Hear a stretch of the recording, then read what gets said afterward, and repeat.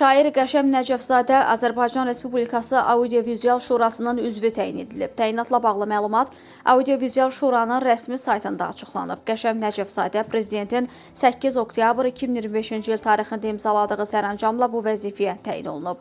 Qeyd edək ki, Nəcəfov Qəşəm Mirzəoğlu 1 aprel 1957-ci ildə İmişli rayonunun Əliqullar kəndində anadan olub.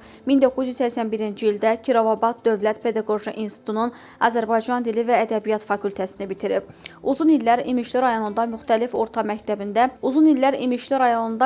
orta məktəblərdə Azərbaycan dili və ədəbiyyatı müəllimi, dərs hissə müdirinin müavini vəzifəsində çalışıb. 1999-cu ildə Bakı şəhərinə köçüb. Bakı şəhər orta məktəblərində psixoloq, Təfəkkür Universitetində və Bakı Slavyan Universitetində işləyib. Azərbaycan Yazıçılar Birliyinin idarə heyətinin üzvü, Uşaq ədəbiyyatı şöbəsinin rəhbəri, Azərbaycan jurnalının poeziya şöbəsinin müdiridir.